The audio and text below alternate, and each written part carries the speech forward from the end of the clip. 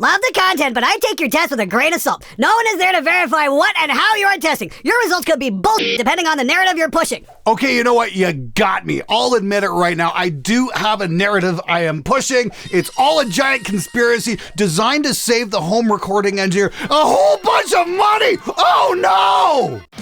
You're absolutely right, man. Huh? What? Oh, do shut the f*** up. Yeah. Good morning, everybody. How's it going? Hope you're going to have an amazing weekend. Just want to give a great big shout out to all my American friends. Hope they have an amazing long weekend. It's been a week since I did that blind test and the comments are still coming in. We got a whole bunch of those, plus some follow-up questions to my little speaker shootout video that just came out on Wednesday. Stick around. This one's going to be an amazing episode, so let's get to it right now. Fucking crazy. I thought the Harley button was the Gibson and the Gibson was the Strat. Great work, Glean. Judging tone by hearing alone, it's every guitar player's Achilles heel. None of Glenn's tests are worth much due to his metal dude engineer signal chains. You're absolutely right, man. The fact that we used a 2-rock into a set of vintage 77 blackbacks into a Neve 1073 OPX and an RME Fireface. Yep, that is definitely the metal dude signal chain of your dreams. Everybody knows that the heaviest records ever made are all done with 2-rock amps. Go watch YouTube videos from Wildwood Guitars. This dude can't mic up a guitar, and he may be skewing the results because he doesn't like certain US brands. Yep, you're totally right. You called it right there. I totally cannot record guitars. I'm just horrible at it, and I hate American guitars. Good call, man. Didn't even make it to the 2-minute mark. Didn't watch the original video either because I've got an HSS Strat that's about 5.6 Les Pauls, and guess what? They all sound fucking different! I mean, Jesus, there's hearing loss, then there's Glenn's whatever's going on with hearing eardrums. I assume it looks like a punched-in snare drum there. Huh? What? Did you say something? Well, for this one, it's not really a fair contest. People put humbuckers in Strats so they can play metal, and then you come along and act like you're putting some big point because you're comparing with a Les Paul. Plus, I have no doubt that you didn't just unplug one guitar to the next. No, you went out of your way to EQ them to sound as much alike as possible. Of course you did! Today's audio tools make that child's play! Hold on a second. This is getting a little out of control, don't you think? I mean, come on. This is a little weird. Either I can't mic the guitars and I'm deaf, or I'm so good at miking the guitars that I can EQ them to sound exactly the same. Which one is it? Either I'm really terrible at recording guitar, or I'm really good at it. It can't have it both ways. Make up your minds, fuckers. Show us the video of this test taking place. Without that, anyone would be a fool to take this test the least bit serious. Once again, it was all the same guitar. Oh, for fuck's sakes. Denial, it's not just a river in Egypt. All right, here's the deal. Okay, we did all this. I did have a witness, Christian Vey. He'd back me up on all this because he was the guy playing them. Then we play everything back. I went, holy shit, these all sound very, very, very similar. Hell, if you want verification on that, you can look at the video we did at Gear Street last summer with Colin Scott, where we were trying out different pickup heights. One thing I noticed, and I even made a comment as we were playing the recorded guitars back, is like, wow, these all sound very, very similar to one another. Amazing, isn't it? But you're not the only person who said this. Oh, well, you got to do it live so we can really hear what's going on. Okay, but I need something from you guys too. I need you to subscribe to the channel. 56% of the people who watch the show aren't actually subscribed. And the more people who subscribe allow me to do bigger tests and debunk more myths and do cool stuff like that and hopefully help you guys save some money along the way. So here's what we're going to do. We're going to do a live stream, me and Christian Vey in here, and we're going to bring in 4 guitars, maybe 5 or something like that. And we're going to play them for you back to back to back. But what we're going to do is make sure we mute this mic here, the mic that picks up the acoustic part of the guitar. And we're only going to have the cabinet sound in the other room because that's the part of the guitar sound that winds up on your records. Remember guys, we're recording an electric instrument, so it's extremely important that we record the electric part of the instrument and not the acoustic part of the instrument. It's a very easy mistake to make. The Harvey Benton was a cheat with the better pickups. The Fender was also a bit of a cheat because it was HSS or SHH, whatever. Dude, that is what the original quote challenged me to do. Fucking pay attention! It was also a bit of a cheat because the compression created by the YouTube conversion along with the terrible quality of most phone PC computers. You should have the actual musicians taking the Pepsi challenge and live and in person for the guitars. The limits caused by YouTube compression personal phone PC speakers make this test null and void. Oh, do shut the fuck up. Seriously, all you have to do is play it back on a decent set of headphones. You always hear that, oh, YouTube compression. Really? You really think that makes that big of a deal? In my experience, no, not so much. The YouTube player is absolutely fine. SoundCloud kills your top end. You can hear it artifacting like crazy. We've certainly heard enough of your mixes out there on SoundCloud, and they're just fucking awful. But the audio quality on YouTube is absolutely fine. It's certainly a lot better than what we got in early 2000s MP3. That's for sure. So to make the claim that YouTube compression is somehow skewing the result, no. I call bullshit. Dude, I fucking love the guitarist logic. It's either, I bet you EQ'd those guitars so they sound the same, or you didn't EQ those guitars enough. What the fuck is wrong with people? Just accept you wasted money. Yeah, file that one under never gonna happen because that would require guitar players to admit they made a mistake. In the end, it's the same thing that happens with filmmakers. They spend thousands on professional lenses, cameras, and such, and get so pissed when somebody gets better results with cheap gear, LOL. Oh, that is absolutely true. And to get some great info like that, I definitely check out the channel Marcus Picks. He has all kinds of great videos on how to get spectacular results for not spending a lot of money. He's an awesome dude. I highly, highly, highly recommend his channel, especially if you want to do filmmaking or video making on a budget. He's just a huge source of knowledge. Tell him I sent you. All right, guys, it is that time of year again. It is the Black Friday weekend, which means we've got all kinds of deals going on over at Spectre Digital. We've also got the brand new Element Bass Amp Sim, and it sounds like this.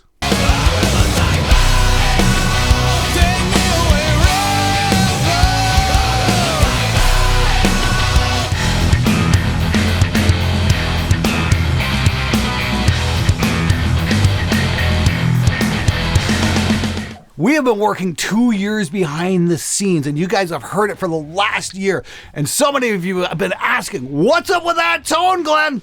It's finally here. It's finally available, and it's only 99 bucks this weekend only. But wait, there's more. We've also got insane markdowns on everything over at Spectre Digital and Spectre Academy, including we've got 40% off on the Cock Blocker plugin, Extinction Level Event, 40% off. We've even got a bundle of Singularity and Extinction Level Event going for 50% off for only 135 bucks for the pair. And once again, we've got Element Bass going for only 99 bucks. And this is the thing, if you don't have a bass player, you can pair it up with Singularity, our virtual bass instrument, and you can get them both this weekend only for 150 bucks. Now, we've also got massive discounts going on over at Spectre Academy as well. We've got courses going for 50% off. We've got bundles going for 25% off. So if you want to get your hands on some of those awesome courses put together by Henning Pauly, his songwriting course, or Scott Elliott's guitar tone mastery course or anything like that, all of that's going on sale right now. Follow the links in the description below. Sale's going to end Sunday night. Don't miss it.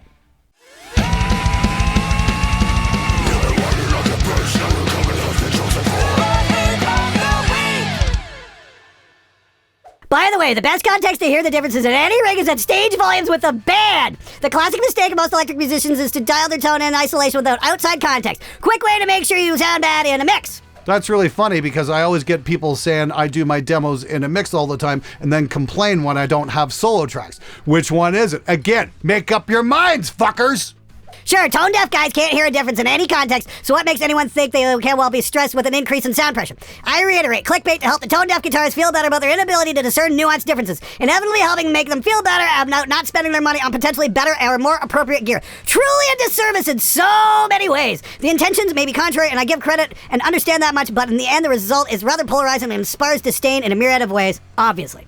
Well, obviously. I'm going to be first to admit it here. I am doing an extreme disservice to the tone snobs and the guitar community, showing them that there is no real sonic advantage to their $4,000 custom shop Les Pauls when compared to a $269 Harley Benton.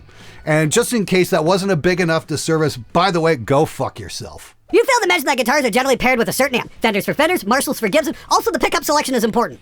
Guitars are generally paired with a certain amp. Wow, that's new. Got any other amazing tidbits you'd like to share with the class that none of us have ever heard of before? People not convinced how much cabinets are important for sound, even after having at their disposal thousands of IRs for years? Really? You know, I said this with one of the very first episodes I ever did on this show. This job would be fantastic if it weren't for the musicians. This video is sponsored by Harley Benton Sweatshop because it's always great to save some money no matter what. Sent from an iPhone. I don't understand what you're doing when you said flip the polarity of the mics to see the difference in speakers. Could you explain that part a little more? Well, hi, Mark. Thanks so much for writing in. I'm happy to answer these kind of questions. It's nice to get an actual question instead of, just pissed off comments from the tone snobs when they learned that their $5,000 purchase really didn't do them any good. What you're asking about there is something called phase cancellation. So we did that big speaker shootout on Wednesday's video. If you guys haven't checked it out yet, please do. It's a real cool deep dive and shows you how to get some awesome tonal shifts and some awesome speaker choices out there that might be a little bit off the beaten path. Anyway, so what we did was we ran the signal through a reamp box 5 times with different speakers, same mics, that kind of thing. So what we were able to do then is we were able to play them all back at the same time because they're all perfectly lined up. And what we can do is hit the polarity flip button on a channel. What that does is it turns the sound file upside down. So the peak in the waveform will now be the valley. And what that allows us to do is to compare it against another track. See, if we were to have both those tracks soloed up, the sound would combine and probably double. But if we flip the polarity, they cancel each other out. Now, if they sounded alike, they would cancel each other out perfectly. We wouldn't have anything left. We would get silence. But because there's differences in the frequency responses of the speakers, what is left over is the change that we're hearing from speaker to speaker. It's a very cool way of evaluating things. I did that a few years ago on my tube test shootout, and boy, did that ever piss off the snobs as well. Because we got more of a ticking rather than some kind of a massive frequency shift, which led me to believe that the distortion was happening at different rates, but there was no real frequency shift or advantage when it comes to changing out tubes. Interesting stuff, that's for sure. And this is something I recommend to everybody recording at home. When you want to do a test, make sure you do a phase cancellation test and hear what kind of changes actually being made. It's a very cool technique and it should be in every home recording engineer's toolbox. Speaking from experience, it's not for lack of trying something new, it's that the cost requirements to constantly change things out are prohibitive. Best to go with what you know sounds good. I have no doubt there are other good speaker options out there, but I don't want to deal with the headache. I'd rather use that time to play guitar. Well, hey, Scamp, fortunately, I just made that video and showed you 5 different options for speakers that all sound pretty good, but I didn't tell you which one was my favorite because I thought I'd leave that choice up to you. Great thing was we managed to get a heavy as fuck mix and we didn't even have to touch a vintage 30. So that the whole notion of, oh, you need a vintage 30 for metal these days turns out as complete fucking bullshit. Now, here's the great thing. A lot of those speakers aren't as expensive as Celestions either. The Mojotone stuff usually weighs in at about maybe $30 to $40 cheaper than your average Celestion speaker. So if you're going to drop 4 speakers into a cabinet, you can wind up saving yourself over $100. Pretty good deal, in my opinion. I find it hilarious, though, that you don't want to deal with the headache of changing speakers, but guitar players won't hesitate for a fucking heartbeat to change out their pickups. Somebody want to explain that logic to me? To be honest, every variable makes some sonic differences to your tone. I build tube amps and have tons of vintage tubes, and in V1, a different 12AX7 can change your tone for the better, but not necessarily in a noticeable difference to most people. Okay, so it changes the sound, but not in a noticeable way.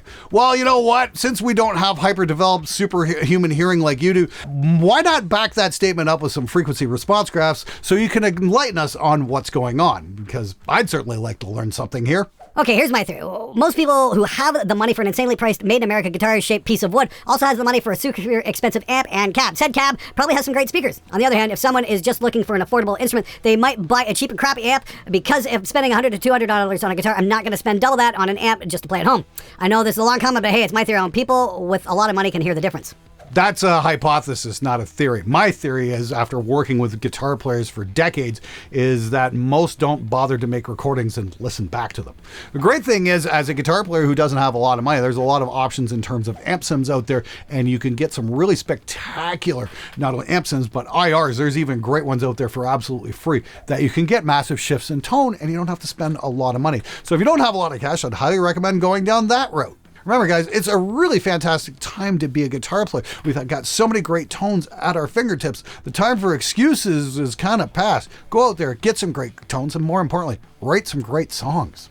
Cue the chorus of guitar saying, yeah, my modern prog gent band sounds totally unique. We have our own sound. We use PV5150s and rectifiers and a Mavis of 4x12s loaded with vintage 30s. You've never heard a band that sounds like us before. I like the V30, but I've also found there are cool tones in other speakers as well. Thanks for the demo and the hard work on this video. We need more comparisons like this to help open up our understanding of what tones can be available outside the odd cookie cutter that is modern metal. Hey, Clayton, thanks so much for writing in. I really do appreciate that. The one thing I failed to mention in that video is just how freaking long it took to put together. I had to dig up the speakers, and when it came time to do the shootout, it basically took me a day just to get them all out of their various cabinets. Ooh, That was a lot more work than I thought it was going to be. I got to give a great big shout out to the guys at Hitsu.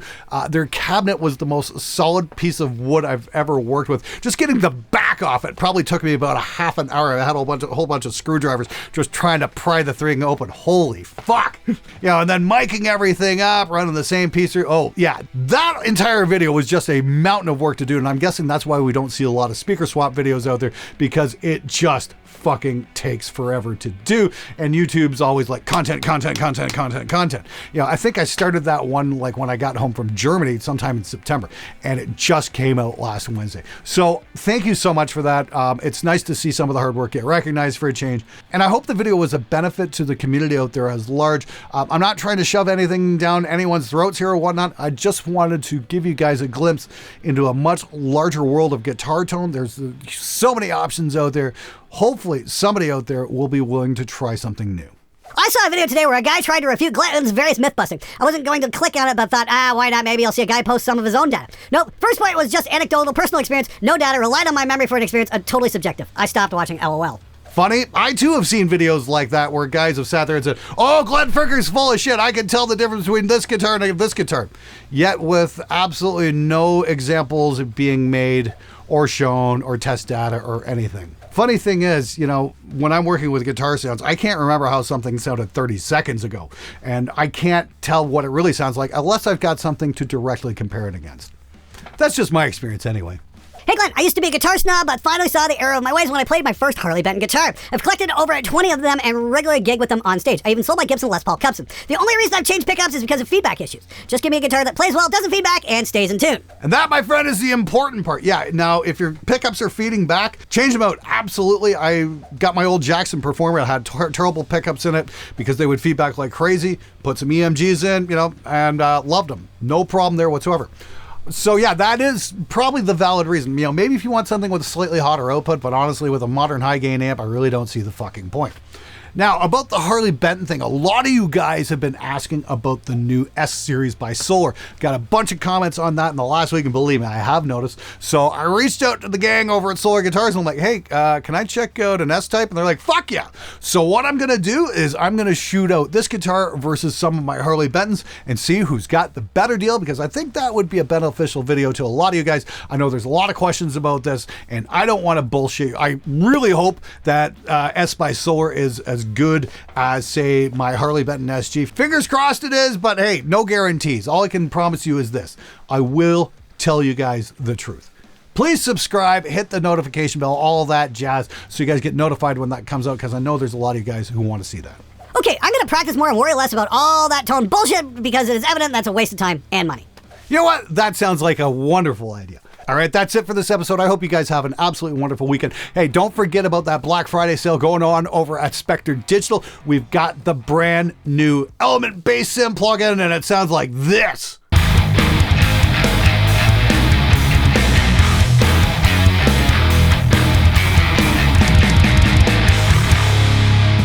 Yeah, you guys have been asking about that one for ages. It's finally here. I've been wanting to show that to you guys for about a year, and we've just been tweaking it, making it the best it could possibly be. It's only 99 bucks. Go get yourself a copy, flick the switch, and hear just how amazing your bass can sound. And of course, we've got other kinds of deals going on as well at SpectreAcademy.net. Links for everything are in the description. Sale's going to happen all weekend. Grab yourself a bundle. Grab yourself a new plugin. Go get yourself an amazing bass tone. Anyway, everything's in the description below. I'll see you guys next week. Thanks again for watching. Wait to see what's coming out on Wednesday. One more time, fuck. Just goes to show. Just remember. Without visuals is the guitar player's. One more time. Okay, that was fun. Well, my theory might be Spectre Academy.